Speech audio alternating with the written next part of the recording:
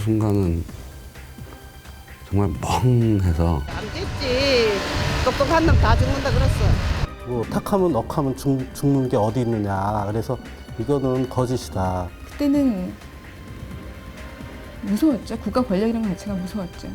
그때 뭐 누구나 마찬가지겠지만 그런 어떤 참 표현은 못했지만 가슴에 하여튼 뭐 어떤 그 분노라고 그럴까요? 그런 것들이 꽉 차 있었죠. 우리가 뭐를 해야 할 건지, 이 시대에서 어떤 삶을 살아야 될 건지, 그런 식으로 한번 다시 진짜 이를 악물고 생각을 할 수 있게 되는 어떤 계기가 되었죠.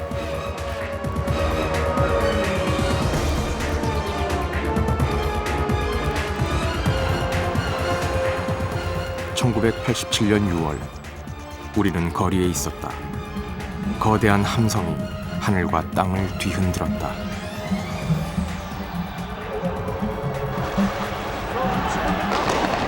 그저 한나라의 국민일 뿐인 국민 이외에는 아무것도 아닌 이름 없는 사람들이 끝끝내 대한민국 역사의 물구비를 돌려놓은 것이다. 이 역사적 대사건을 이끌어낸 도화선은 한 청년의 죽음이었다. 죽어서 알려진 청년, 죽음으로 역사를 움직인 청년. 그의 이름이 바로 박종철이다.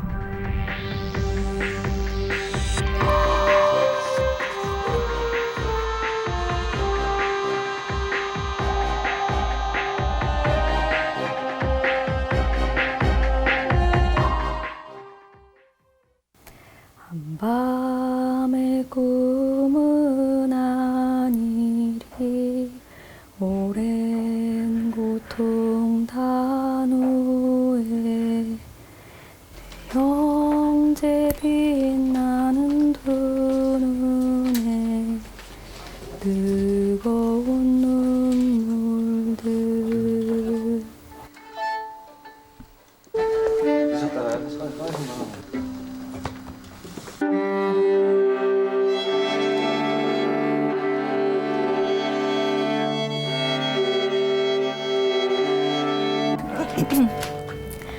예, 노래 굉장히 좋아하셨어요. 부르기 좋아하시고 같이 모여서 이제 술집 같은 데 가면 항상 제일 먼저 노래 부르고 목소리가 굉장히 좋았거든요. 특히 좋아하셨던 거는 그날이 오면, 그건 정말 이상하리만큼 좋아했고요.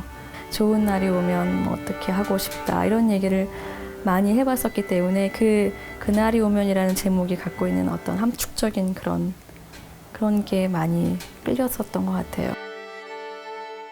그 선배님이 가신 후로 이 노래를 부르면, 저 소절을 부르면 바로 그 선배님이 생각이 나서 한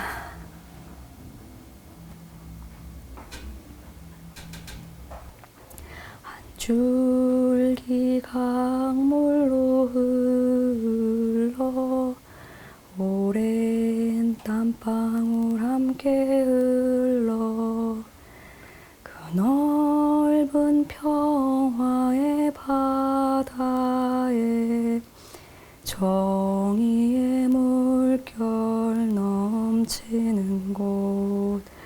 그날이 오면, 그날이 오면 내 형제 그리운 얼굴들, 그 아픈 추억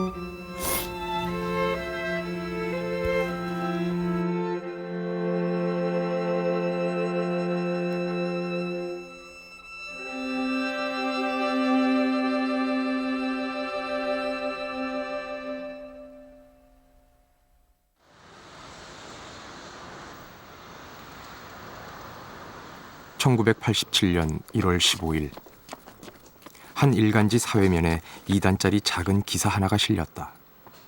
후일 한국 언론 100대 특종의 하나로 기록되게 될 기사였다. 한 대학생이 경찰에서 조사받던 중 쇼크사. 이 기사야말로 이후 6개월에 걸쳐 한국사를 바꾼 대사건의 발단이 되었다.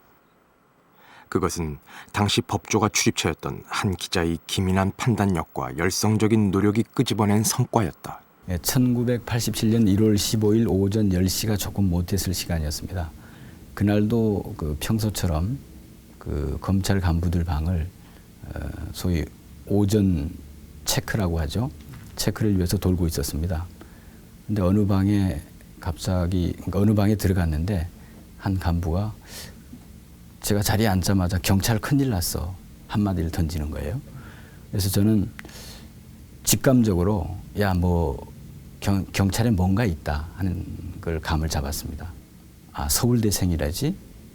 하면서 남영동에서 어떻게 그런 일이 하면서 조금씩 몇 마디 이야기가 흘러나왔습니다. 그래서 조금씩 단편적으로 들은 이야기를 종합하니까 그렇다면 서울대학교 학생이 남영동에서 조사를 받다 죽었다. 끝까지 알 수 없었던 것이 이름이었다. 신성호 기자가 탐문 끝에 들은 것은 박자와 종자 두 자뿐이었다. 그러나 서울대 언어학과 3학년이라는 사실을 알아내 학적부를 뒤진 끝에 박종철이란 이름을 찾아냈다. 서울대 언어학과 3학년 21살의 대학생 박종철. 그래서 최종 확인된 게 부산에서까지 확인된 게 낮 12시쯤이었습니다. 그래서 12시쯤에 그때는 이제 막 윤전기가 돌아가고 있을 때인데요. 돌아가던 윤전기를 세웠습니다. 세워서 그 문제의 그 일보, 박종철 군 고문치사 사건의 일보를 그 기사를 집어넣어서 그날 낮에 배달된 중앙일보에 첫 기사가 나가게 됐습니다. 기사의 반향은 컸다. 대학생 박종철의 죽음. 우리 모두가 알지 못했던 그의 죽음은 이 2단짜리 기사 하나로 언론의 집중 조명을 받게 된다.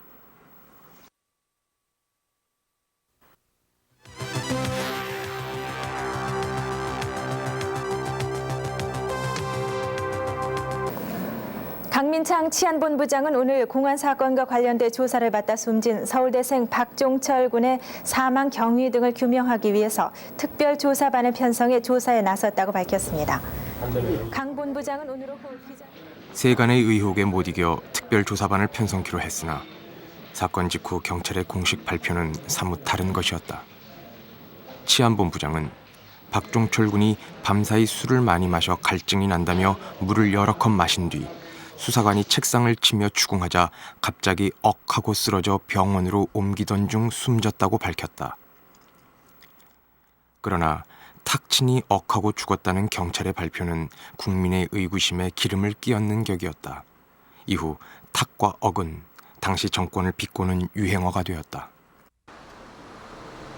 그리고 그런 경찰의 발표는 불과 하루 만에 뒤집어진다. 그날 치안본부 남영동 대공분실 관계자들 외에 박종철의 시신을 처음 본 한 사람이 있었다. 응급 호출을 받고 현장에 달려갔던 중앙대 용산병원의 의사 오연상.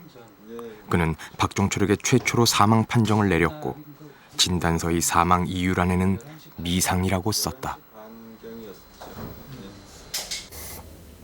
사망 진단서를 받고 난 다음에 한 사람은 가고 한 사람은 남아서 이 앞에 계속 지키고 있더라고요. 그러면서 말로는 귀찮게 구는 사람들이 있을까 봐 이제 보호하겠다 그렇게 얘기를 했지만은 뭐 감시죠. 그래서 그 앞에서 계속 대기하고 있었는데 그 다음 날 오후에 화장실을 갔다가 웬 기자인지 아닌지도 몰랐죠. 그 어떤 젊은 분이 와가지고선 그 진단서를 봤는데 그게 맞느냐고 물어보시더라고요. 그때는 그분이 신 기자인지도 몰랐죠. 그래서 그 대공분실에 갔었는데 하여간 그 사방이 물천지고 뭐 그렇더라 이렇게 얘기를 했거든요. 조사실 바닥에 물기가 많았다. 경찰관으로부터 박종철 군이 물을 많이 먹었다는 얘기를 들었다. 복부가 부풀어 있었고 폐에서 수포음이 들렸다. 그의 증언이야말로 물고문에 의한 죽음을 의심케 하는 결정적 단서가 되었다. 무엇보다도 그 쇼크사로 죽었다고 그렇게 발표가 됐잖아요, 처음에. 이거는 아니다 싶더라고요. 쇼크사 아닌 거는 확실한데 환자가 사망을 한 거잖아요. 그리고 거기에 마지막으로 살리려고 치료에 가담을 했던 의사는 나 혼자고, 근데 사인이 그렇게 엉터리로 조작이 되는 거를 갖다가 가만두고 볼 수는 없었죠. 아마 직업적인 무슨 양심이라 그럴까 뭐. 5공화국 치하에서 언론은 그 초기부터 보도 지침이란 이름으로 정부의 통제를 받고 있었다. 기사의 내용은 물론 기사의 크기를 얼마만큼 키울 것인가 하는 것까지 당국의 지시를 따라야 했다. 그러나 박종철의 죽음은 정부의 보도 지침을 무력화시켜버렸다. 그 다음에 이제 사단으로 이게 보도 지침이 4단으로 내려왔던 것으로 저는 알고 있습니다. 그래서 제목을 보십시오. 이게 하나, 둘, 셋, 넷 해서 4단으로 보도됐지 않습니까? 이게. 그러다가 그 보도 지침이 무너진 게 그 다음 날입니다. 그 다음 날 동아일보에서 이 보도 지침을 따르지 않고 신문 사회면의 지면을 상당 부분을 할애해서 그 기사를 크게 써버렸습니다. 그러니까 다른 신문들도 그 4단에 구애받지 않고 경쟁적으로 이제 그 지침을 따르지 않고 크게 기사를 쓰기 시작했습니다. 그러다가 1월 18일자 이 중앙일보에서 첫 보도를 한 3일 뒤죠. 1월 18일자 조간신문부터 일면톡으로 크게 기사화되는, 그때부터는 보도 지침이고 뭐고 이게 언론기관에서 맥히지 않는 아주 그런 상황이 돼버렸습니다. 물고문의 의혹이 온 나라 안에 부풀어 오르고 끌어넘쳤다. 당시 야당이었던 신민당도 급히 진상조사위원회를 가동하여 박군이 고문과 같은 가혹행위로 사망에 이른 점이 인정된다고 중앙당에 보고했다. 시민단체들도 들고 일어났다. 철저한 진상조사를 요구하는 목소리들이 빗발쳤다. 박종철. 우리가 알지 못했던 그 이름. 21살이 짧았던 젊음을 살다 간 청년 박종철은 이제 소용돌이치는 전국의 핵심이 되었다. 박종철로부터 사실을 알아내기 위한 위협 수단으로 조사관 경위 조한경과 경사 강진규가 동인의 머리를 한 차례 욕조물에 잠시 집어넣었다가 내놓았으나 계속 진술을 거부하면서 완강히 반항하자 다시 머리를 욕조물에 밀어 넣는 과정에서 급소인 목 부위가 19일 치안본부는 마침내 물고문 사실을 인정한다. 고문 과정에서 목 부위가 욕조 턱에 눌려 질식사했다는 것이다. 그가 조사받았던 남영동 대공수사단 5층 취조실은 한평 남짓한 공간. 취조용 책걸상과 침대가 있고 그 한옆으로 변기와 세면기, 욕조가 갖추어져 있다. 피의자 조사실에 자리 잡은 욕조. 그것은 평화롭고 따뜻하게 몸을 담그기 위해서가 아니라 잔혹한 고문을 위해서 거기 있었던 것이다. 조한경 경위, 강진규 경사 두 사람이 고문 혐의로 구속되었다. 호송 경찰은 피의자와 똑같은 옷을 입어 언론의 시선으로부터 두 경관을 보호하려는 실로 막강한 동료애를 발휘했다.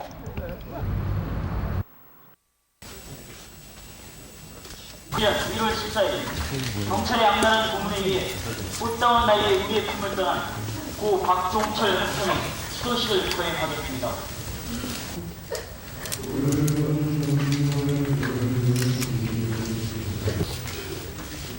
국민들은 분노했다.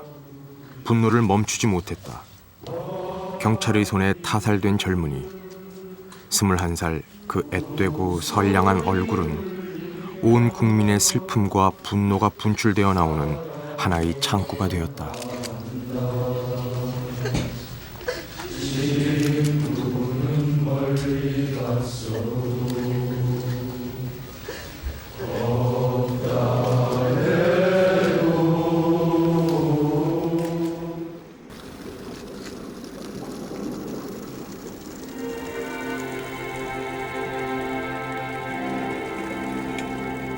박종철의 시신은 부검을 거친 후 다음 날 날발기가 무섭게 벽제 화장장으로 옮겨져 서둘러 화장되었다. 아버지 박정기는 꽁꽁 얼어붙은 겨울 임진강에 한 줌의 재로 돌아간 아들을 뿌렸다. 이 강가에서 철아 잘가 그레이, 이 애비는 아무 할 말도 없대이 외쳤던 아버지의 절규는 그대로 온 나라를 뒤흔든 절규가 되었다. 하늘이여, 땅이여, 사람들이여, 저 죽음을 응시해 주기 바란다. 저 죽음을 끝내 지켜주기 바란다. 저 죽음을 다시 죽이지 말기를 바란다. 21살의 젊은 나이에 채 피어나지도 못한 꽃봉오리로 떨어져간 그의 죽음은 우리의 응시를 요구한다. 정의를 가리지 못하는 하늘은 제 하늘이 아니다. 평화를 심지 못하는 땅은 제 땅이 아니다. 인권을 지키지 못하는 사람들은 제 사람들이 아니다. 1월 17일 동아일보 김중배 칼럼은 우리 모두에게 그 죽음의 본질을 꿰뚫어 응시할 것을 요구했다.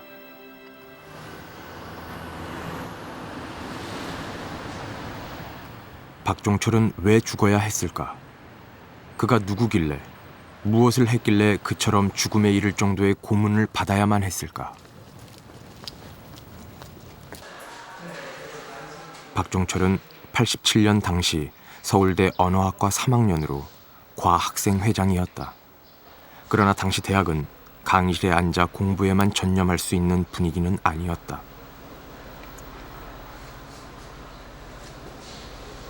오랜 군부 독재가 한국 사회를 지배해오는 동안 대학은 민주화 운동의 제1선이 되었다. 서울대 학생회관과 도서관 사이 아크로폴리스라 불리던 이 공간에서는 70년대부터 수없는 학생 집회가 이루어져 왔고 종철은 그 집회에 누구보다 열성적으로 참여해온 학생이었다. 이른바 운동권이었던 것이다. 그러나 종철의 전과는 86년 4월 거리 시위에서 잡혀 3개월간 수감된 것이 전부. 요시찰로 분류되던 거물급 존재는 아니었다. 그런 그가 왜 고문을 당해야 했을까? 종철이 죽기 엿새 전 종철의 하숙집에는 한 선배가 찾아왔다. 그는 민추이 사건이라 불리는 시국 사건으로 지명수배 중인 박종훈이었다. 당시 박종훈은 2년여간 도피 생활 중이었다. 그게 1987년 아마 1월 8일일 거예요. 그러니까 1월 14일 사건이 나기 며칠 전인데 제가 그때 이제 이 민주화운동 계속 하다가 또 조직이 경찰의 이제 파괴로 인해서 일부가 연행되고 저는 이제 수배 중이었기 때문에 사람들하고 연락이 다 끊긴 채로 남아 있을 수밖에 없었어요. 그래서 그 연락을 하기 위해서는 누구한테 연락을 할까 이러다가 며칠 전에 갔던 이제 종철이네 집이 생각이 난 거예요. 종철이 하숙집에 다시 가서 종철이한테 이제 누구 연락이 되느냐 그래서 그 사람 좀 불러오라 해서 이제 만났어요. 만나고 박종훈이 떠날 때 종철은 자신이 하고 있던 목도리를 풀어 목에 감아주고 옆방에서 돈 10,000원을 구워와 선배의 주머니에 찔러 넣어주었다.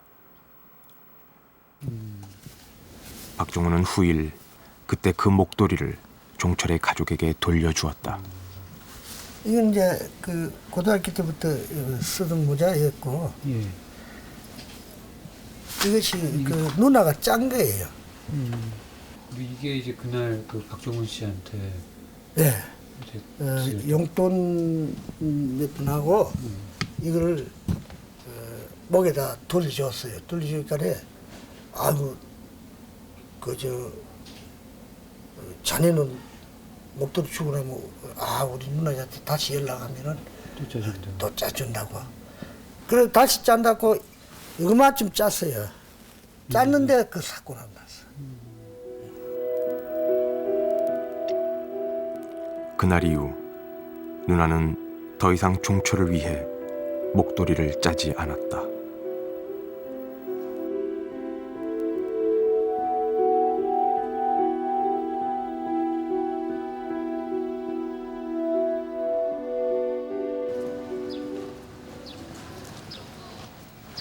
(1월 13일) 사건이 있기 하루 전날 종철은 학교에 나왔다. 6시간 동안 일본어 강의를 들은 후 과사무실에서 자신과 이웃 친구들의 성적표를 찾았다고 한다. 학교를 나오는 길에는 이 친구 저 친구와 어울려 밤늦게까지 술을 마신 것으로 알려져 있다. 술자리를 파한 것이 밤 11시경. 귀갓길에 성적표를 갖다 주러 후배의 집에 들렀다가 마침 지방에서 올라온 후배의 남동생을 만났다. 같이 가서 맛있는 걸 사줘야 된다고. 그래서 그때 이제 같이 가서 만두도 먹고 뭐 차도 마시고 그러면서 한 새벽 1시 내지 2시까지 같이 얘기하고 이제 그리고 나서 헤어졌죠. 그러니까 거기 골목에서 이제 갈림길이 있었는데 그 제가 똑바로 가면 직진하면 저희 집이고 그래서 이제 우회전해서 들어가면 종철형 하숙방이었어요. 그래서 그러니까 지금도 가끔 그 생각이 나죠. 지금도 가끔 그 헤어질 때 굉장히 기분 좋게 또 웃으면서 많이 웃으면서 즐겁게 얘기를 하고 헤어졌기 때문에 손을 흔들면서 이제 둘이서 빨리 가라고 조심해서 들어가라고 하면서 이제 헤어졌던 그 모습이 아직도 기억이 남고 가끔씩 참 가슴이 아프죠. 생각을 하면. 그것이 박종철이 세상에 남긴 마지막 모습이었다. 경찰은 다음날 아침 하숙집에서 종철을 연행했다고 하나 이 시간 이후 종철을 본 사람은 아무도 없다. 이날 밤 혹은 다음날 아침 종철은 연행되었다. 경찰이 알고자 한 것은 박종훈의 소재였다. 그러나 종철이 대공수사단에 남긴 친필 자술서에는 박종훈이 자신을 찾아왔다는 사실 외에는 아무것도 없다. 더 이상의 진술을 거부하므로 수사관들은 고문을 시작했다.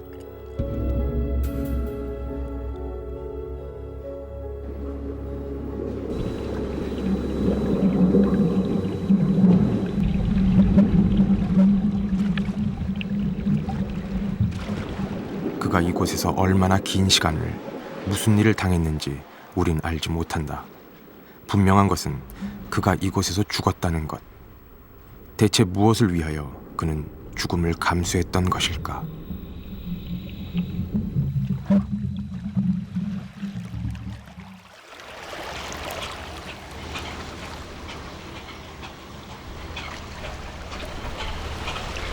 박종철의 고향은 부산이다.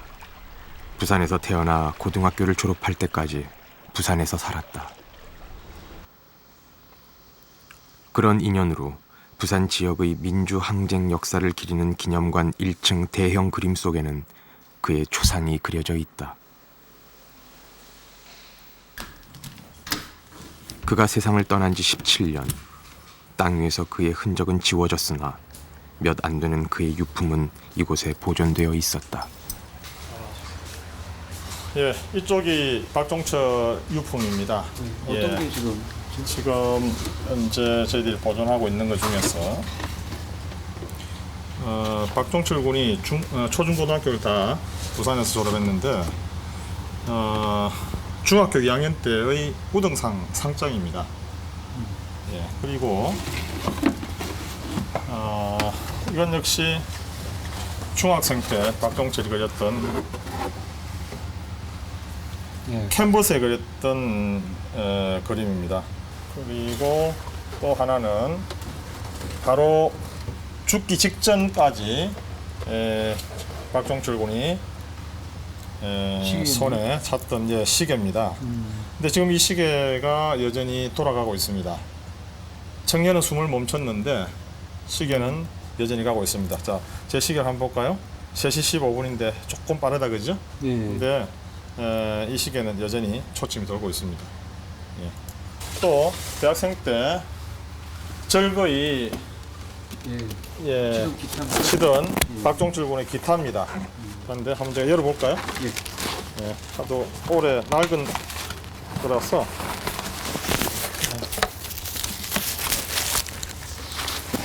이게 전기를 꽂았었던 끈 같죠? 여기 보면은 박종 있죠, 그죠? 예, 박종철자가 여기 보입니까? 예. 근데 줄은 끊어졌습니다. 기타를 치며 노래하기를 좋아했던 청년. 그는 천재도 영웅도 아니었다. 결코 유별난 인물이 아니었다. 넉넉지는 않지만 화목한 집안에서 자라난 3남매. 그 중에서 그는 그저 착한 막내였을 뿐이었다. 뭐 애가 항상 뭐 명랑하지. 애가 좀 성격이 아주 쾌활해요. 그러면서도 그래 뭐 별나게 설치고 이렇지도 안 하고 항상 뭐 웃는 얼굴이고 그렇게 뭐 얕은 걔는 착한 애라 착하게 컸어요. 그래서 뭐 어디 내놔도 가라 못 믿고 그렇진 안 하고 어디 가도 막 지가 알아 하겠지 하고 그러니까 뭐 기억에 남고 그런 게 별로 없어요. 애가. 어디 가도 지가 알아서 하리라는 믿음을 주었던 아들. 종철은 모범생이었다. 상위권 성적에 초, 중, 고 12년간을 모두 개근할 정도로 성실했고 늘 잘 웃었다. 대학 가서 허구한 날 데모를 하면서도 그 밝고 따뜻한 성품은 달라지지 않았다. 근데 제가 지금도 그렇게 구김없이 밝은 사람을 별로 만난 적이 없는 것 같아요. 그러니까 뭐 내 걸 막 챙기고 이기적인 것도 없고 모든 걸 나눠 쓰려고 하고 남한테 주는 것도 좋아하고. 따뜻하고 좋은 잠바를 제가 입으면 왜 있지 않습니까? 원래의 소유자는 정철인데 학교 친구들이 보기에는 제가 입고 다니는 날짜가 더 많은 같은 방에 있는데 가만히 보면 학교에 있는 친구들은 그 잠바를 제 걸로 알지 종철이 것으로 알고 있지 않고 실제로 하다 보면 결국 제게 되는 그 잠바가 있었어요. 아주 좀. 근데 그것에 대해서 사람이면 보통은 불만이 있을 수 있지 않습니까? 근데 전혀 그런 걸 내색하지 않는. 그러나 원칙과 책임 면에서 그는 대단히 단호한 자세를 보였다. 이를테면 그는 학과의 농촌활동 프로그램에 참여하는 동안 단 한 번도 새참을 먹지 않았다. 농민들에게 부담되니 새참은 먹지 말자고 학생들끼리 사전에 결의했기 때문이었다. 거기 이제 어느 아주머니 한 분이 국수를 말아서 국수가 터진다고 그렇게 이제 이야기를 하니까 어쩔 수 없이 이렇게 먹게 되는데 종철이 같은 경우는 또 따로 이렇게 옆에서 그쪽에 같이 먹지 않고 저 옆쪽에 가서 그냥 있었거든요. 정해진 원칙들에 대해서 사실 자기가 옳다고 생각하는 부분에서 끊임없이 준수하고 지키려는 그런 노력들 상당히 강했던 걸로 기억을 하거든요.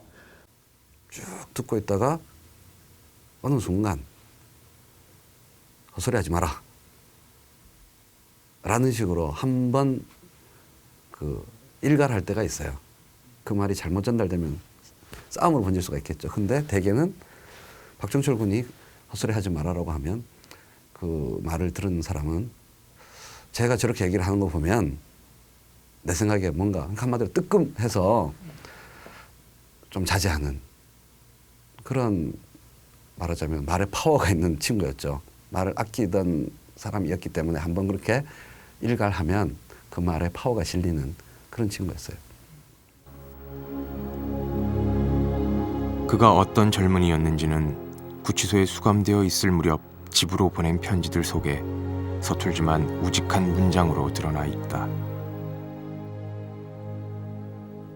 그는 인류대학에 들어온 것이 계층 상승의 조건이 된다는 것을 잘 알고 있었다. 그러나 그는 개인적 출세나 안락한 삶보다 외면할 수 없는 역사와 현실에 대한 책무감을 역설한다. 그것은 이 땅의 가난하고 억눌린 민중들을 위한 책무감이기도 했다. 그는 자신의 가족들 자체가 바로 이 땅의 민중이라고 깨우친다. 그리고 그는 그처럼 핍박받는 민중을 만드는 부당한 사회구조를 미워하자고 말한다. 겉으로 드러낼 용기가 없다면 마음속으로라도 부당한 것을 부당하다고 믿는 용기가 필요하다고 말한다.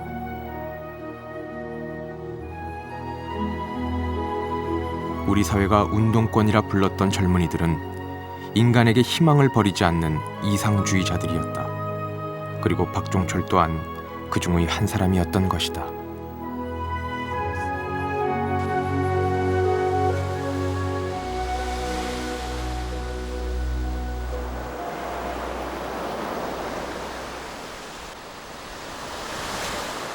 종철은 모든 사람이 사람답게 살 수 있는 세상을 꿈꾸었다. 인간이 능동적으로 역사를 바꿀 수 있는 주체임을 믿었으며 각각의 힘들은 미약하지만 언젠가는 그 힘이 모여 거대한 바다를 이룰 것을 믿었다. 그것은 세상과 아직 타협하지 않은 순결한 청춘의 영혼들만이 꿀 수 있는 꿈이었다. 그러나 그런 꿈을 꾸었으므로 그는 죽음에 이르렀는지 모른다.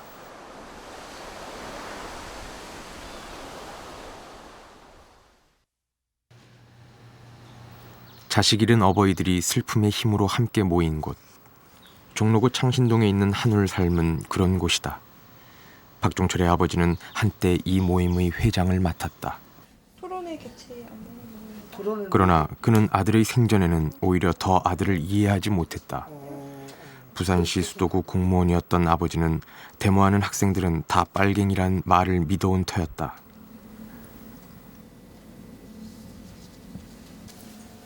그는 그해 1월 14일 오후 7시 시청 총무과장의 호출을 받았다.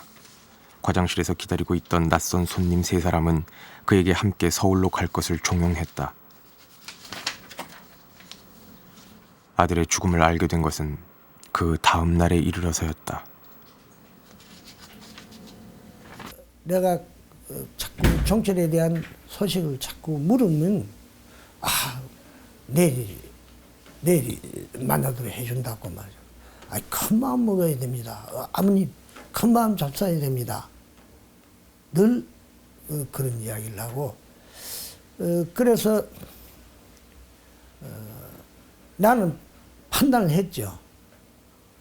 틀림없이 얘가 북한으로 안 토끼시면은 설마 죽었다는 것을 생각은 할 수가 없죠. 문제는 큰 문제가 있다는 것은 이미 판단이 났으니까네. 그렇다고 해서 종철이 북한 갔죠? 이렇게 묻기는 참 힘들더라고. 그래서 최후로 말하자면 종철이 죽었죠. 그러니까네 답을 안 하는 거예요. 공항에 내리 막 경찰관들이가 뭔가 이제 이래가 뭐 지구차 이래 타라 하는데 타고 이제 이래 중간에 오니까 뭐 또 경찰관이 한 사람 내리더니 약국에 가가 뭐 그래 청심환인가 봐 사가지고 나를 이걸 어머니 이거 좀 잡수세요. 그래. 그럼 나 이거 먹을 필요 없다. 왜 어떻게 되는데? 그래 어머니 뭐 진정하세요. 이거 잡수고. 그럼 내가 한단 말이 그랬지. 그러면 우리 애가 또 데모를 했느냐? 예, 거기 막 좀 그렇고. 그럼 데모를 했으면 어디 구치소 가가 있겠지. 내가 면회 가면 되는데. 그럼 어쨌단 말이야. 아유, 어머니, 예, 이거 잡수고 진정하세요. 자꾸 경찰과 일하더라. 그럼 우리 아를 당신네 죽였나가. 아이, 그게 아니고요. 그럼 어쨌단 말이야. 얕던 막 자꾸 하자는 기라. 그래서 가가 그래 무슨 그게 한양대학 병인가 내리카네 조금 다쳐가지고 병원에 있으니까 가자 이러더라고. 그래서 가니까 이래 어디를 데리고 들어가는데 뭐 영안실이라. 왜 내가 이래 치다보니 영안실로 이 영안실인데 이 영안실로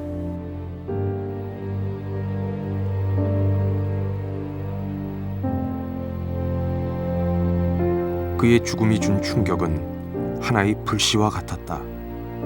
그것은 마른 들판을 태우는 불길처럼 온 사방으로 번져나갔다. 독서실에서 아침에 이제 식당에 와서 밥을 먹는데 신문이 있잖아요. 신문을 들춰보다 보니까 그 종철이에 대한 게 나와 있는 거야. 믿고 싶지가 않았던 거죠. 내가 아는 내 후배 종철이가 아니기를 바라고, 그리고 거기에 나와 있는 박종훈이 아니기를 바라는 그런 마음으로 이렇게 봤는데, 이제 시간이 지날수록 후속 보도가 되어지면서 뚜렷하게 이제 종철이가 죽은 것이고 저를 찾으려다 고문한 것이다 이런 걸 알게 되면서 당장 이렇게 나의 문제, 내 후배의 문제를 이렇게 다가오니까 굉장히 충격을 먹고 진짜 이를 가른 거죠. 아마 국민들의 마음도 아마 비슷했을 거라고 생각합니다. 1월 26일 명동성당에서는 박종철 추모 미사가 올려졌다. 이 자리에서 김수환 추기경은 이런 강론을 했다.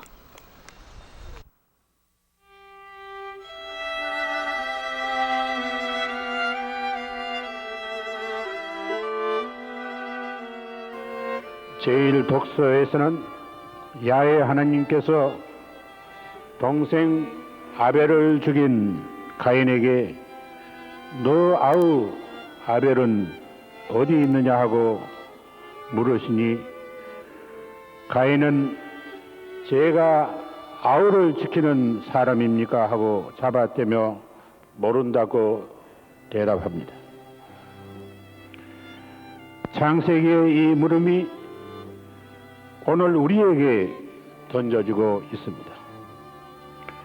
너희 아들, 너희 제자, 너희 젊은이, 너희 국민의 한 사람인 박종철은 어디 있느냐? 탕하고 책상을 치자 억하고 쓰러졌으니 나는 모릅니다. 수사관들의 의혹이 좀 지나쳐서 그렇게 되었는데 그까짓 것 가지고 뭘 그러십니까? 국가를 위해 일을 하다 보면 실수로 희생될 수도 있는 것 아니오. 그것은 고문 경찰관 두 사람이 한 일이니 우리는 모르는 일입니다 하고 하면서 잡아떼고 있습니다. 바로 가인의 대답입니다.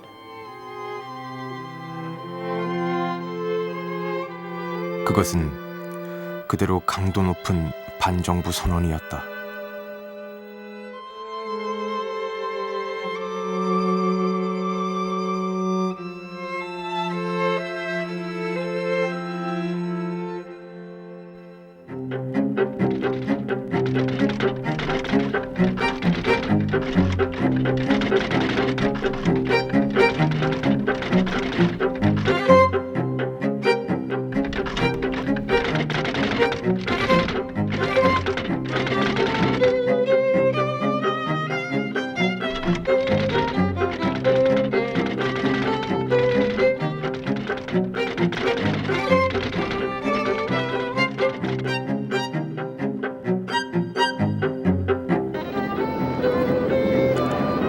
(1986년 10월 28일) 전국 26개 대학 학생 2천여 명은 건국대에 모여 나흘간 철야 농성을 했다.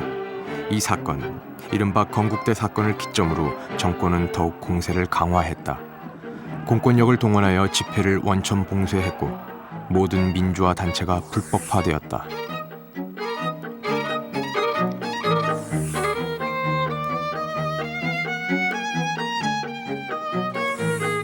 이런 무자비한 탄압은 88년 정권 교체기를 대비한 것이었다. 권력 재창출을 위해서 모든 방해 세력은 미리 청소될 필요가 있었다. 박종철 사건은 그런 시대적 배경 속에서 불거져 나온 것이었다.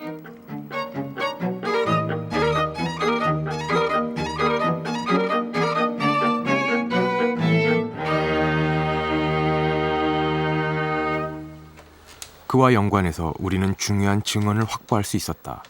당시 경찰이 고문을 해서라도 박종원의 소재를 알아내려 한 것은 대통령의 특별 지시 때문이었다는 것이다. 시안본부라는 데가 특수부서인데 거기가 뭐 임의적으로 뭐 하는 것보다는 상부에 의한 것이 많죠. 예. 거기가 다 상부에 의해서 이루어지는 일들이고 예. 또 무슨 그 우리한테 뭐 재량권 같은 게 없는 거니까 예. 이제 와서 그걸 뭐 누가 어떻게 했다 누구 책임이다 하는 것을 이제 하는 건 무슨 얘기 아니겠습니까? 15내 그 대공수사단에 있던 형사들은 다 그게 이제 대통령 그 직접 명령으로 하달된 것이란 걸 알고 있었던 거죠. 하여튼 그 이틀 전에 장관이 직접 왔었어요. 그때 당시에 그 김정은 장관인데요. 예. 그 장관이 직접 와가지고 간부들하고 점심 휴식을 하면서 공격 지시를 내렸어요. 대통령 특별본부니까 이번에 춘투 이전에 다 동안에 좌우지간 그 모든 그 지금 걸려있는 공장이나 이런 것들은 다 하여튼 해서 정리를 하는 걸로 하자. 예.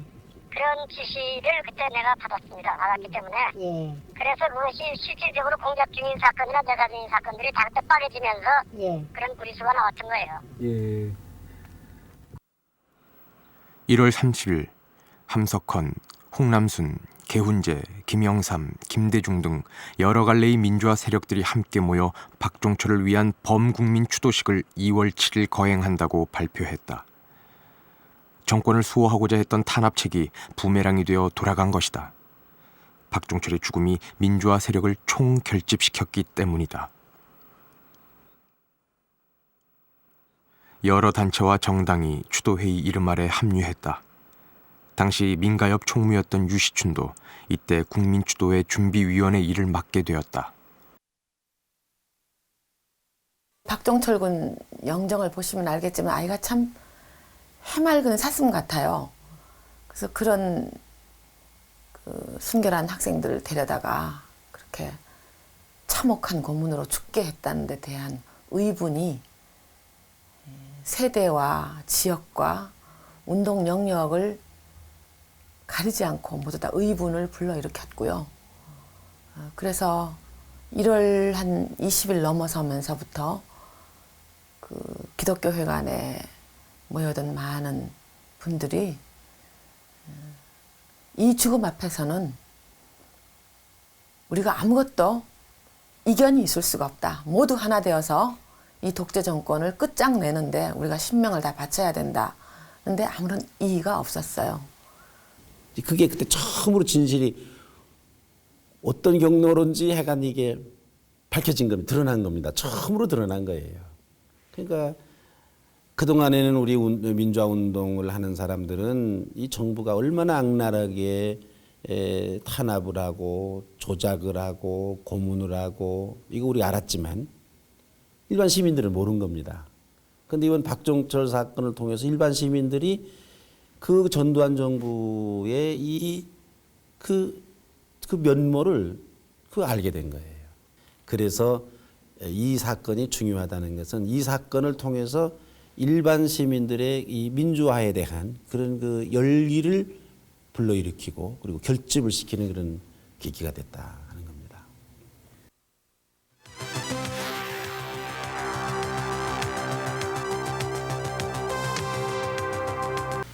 전 대통령은 최근 민주화 등의 구호로 위장하면서 북한의 노선에 동조하거나 국가 기본 질서를 부인하는 좌경 용공 세력의 자유민주주의 체제에 대한 파괴 작동을 철저히 색출엄단해. 그러나 정부의 인식은 전혀 다른 것이었다.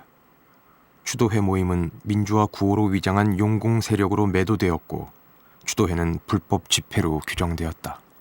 그동안 집회 주최 측이 살포한 각종 유인물의 내용과 구호, 및 그들의 언동을 지켜볼 때 이는 바로 폭력에 의한 정권 타도와 체제 전복을 궁극 목표로 한 불법 불순한 정치 집회의 성격을 띠고 있음이 확연히 입증되고 있습니다. 경찰은 사흘 전부터 전면 저지 작전에 돌입했다. 추도의 장소로 공고된 명동성당 주변에는 경찰 병력 3만 4천 명이 투입되어 삼엄한 경계망이 펼쳐졌다. 제야단체에는 압수수색령이 떨어졌다. 유수한 제야 인사들은 사전에 가택에 연금되었다. 전국적으로 검문 검색을 강화하여 추도식 참가자들의 접근을 원천 봉쇄했다. 강행이냐 봉쇄냐. 집회 하루 전 전국은 강경 대치, 초긴장 상태였다.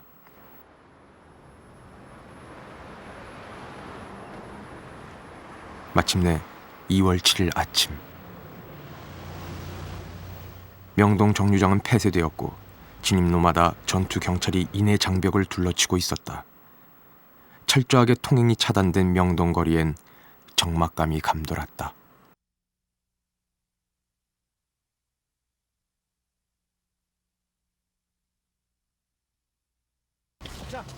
명동에 접근하는 사람들은 무차별 강제로 차에 태워져 격리되었다. 말 그대로 원천 봉쇄. 집회 장소인 명동 성당에 진입하기란 불가능했다.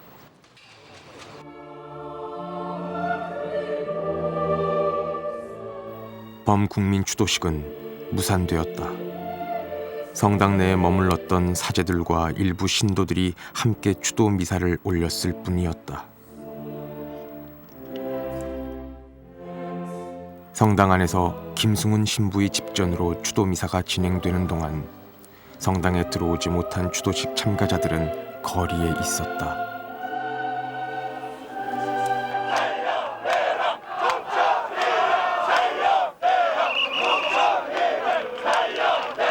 그들은 소속 학교나 단체 단위로 시내 곳곳에 흩어져 각양각색 산발적인 시위를 벌였다.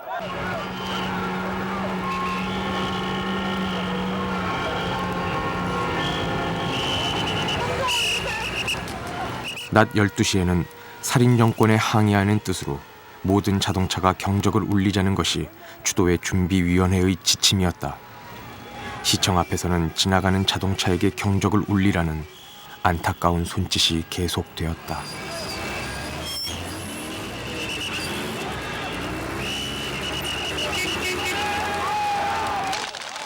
어느 정당 모임에서는 박종철의 영원한 안식을 비는 만세 삼창이 불리워지고 있었다. 박종철 군의 영원한 안식을 사지만은 만세 삼창을 산창하겠습니다. 힘차게 불러주시기 바랍니다. 대한민국 만세!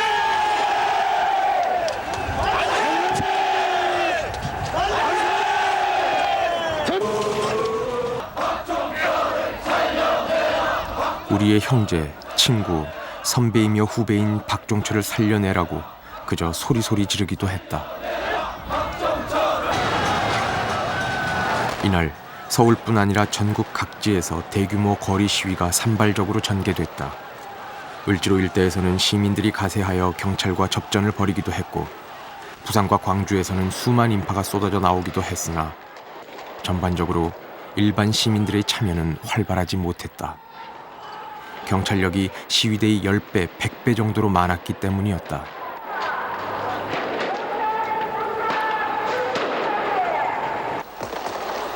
시위에 참가하는 그 순간 체포되고 구속되는 것을 각오하지 않으면 안 되는 분위기였던 것이다.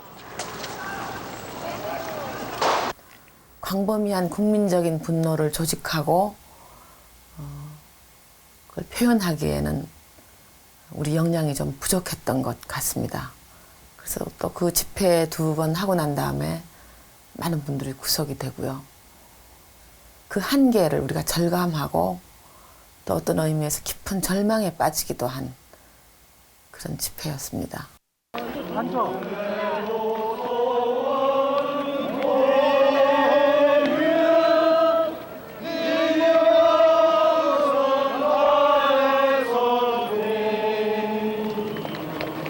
이날 저녁 천주교 정의구현 사제단 사제들이 성당 밖으로 나와 추도 시위에 동참했다. 외국인 신부들까지 박종철의 죽음에 항의하는 이 대열에 함께했다.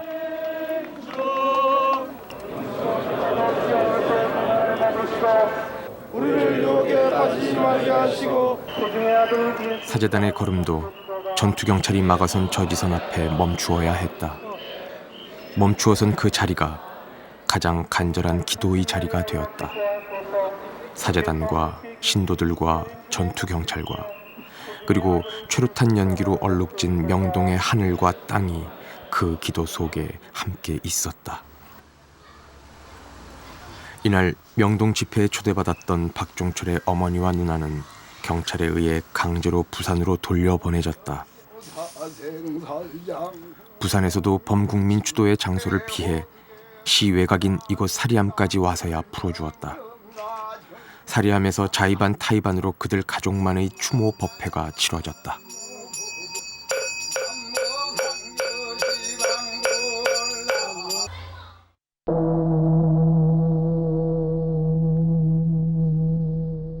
불교에서 종소리는 중생을 구제하여 악업을 멈추게 한다고 한다.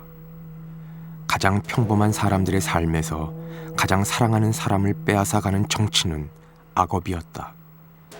감시하고 억압하는 모든 정치는 악업이었다. 그 악업을 넘어 거짓말처럼 종철이가 돌아오기만을 어머니는 바랬다. 그래서 이제 그만 자고 일어나라고. 그래서 나는 아직까지 오니라 어디 가서 오니라. 어디 갔을까? 이제 막상 지 올 때 볼일 다 봐시 뭐겠지. 없어졌다는 말은 생각도 못하지.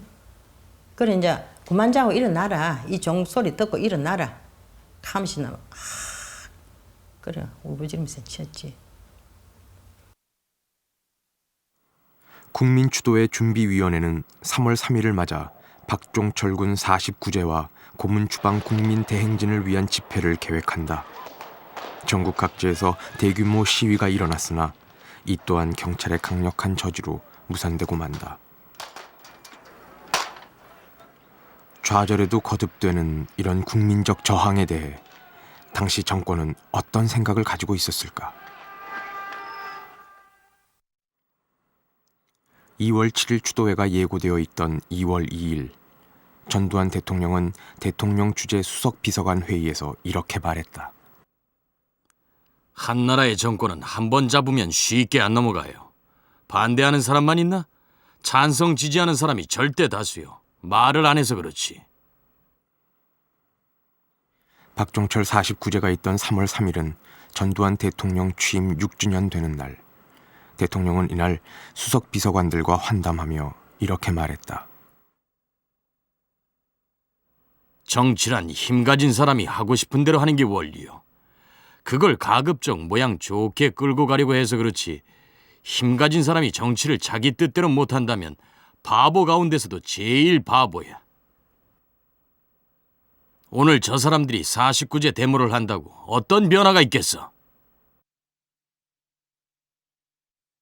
우리 사회의 민주화 세력이 총결집한 2월 7일과 3월 3일 집회, 이 두 집회를 공권력으로 원천 봉쇄하는 데 성공하자 정부는 오히려 커다란 자신감을 얻은 듯했다. 전두환 대통령은 4월 13일 놀라운 담화를 발표한다. 이제 본인은 임기 중 개헌이 불가능하다고 판단하고 현행 헌법에 따라 내년 2월 25일 본인의 임기 만료와 더불어 후임자에게 정부를 이양할 것을 천명하는 바입니다.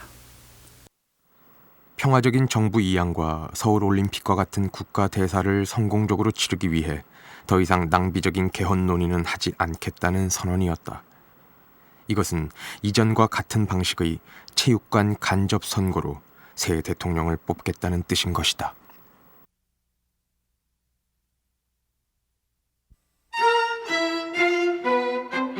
당시의 비밀 문서는 전두환 대통령이 현직에서 물러난 뒤에도 계속 뒤에서 섭정을 하겠다는 구상을 갖고 있었음을 보여준다.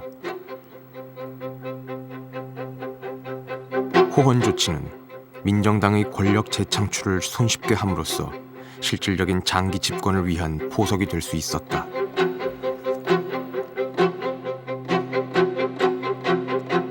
민주화 요구와 함께 85년부터 끈질기게 제기되어 온 것이 직선제 개헌 요구였다. 국민들의 그 열망을 단숨에 짓밟아버린 4.13 호원 조치는 격렬한 반발을 불러일으켰다. 그러나 이 들끓는 민심을 다시 한번 거대한 폭발로 묶어낸 것은 또 박종철이었다.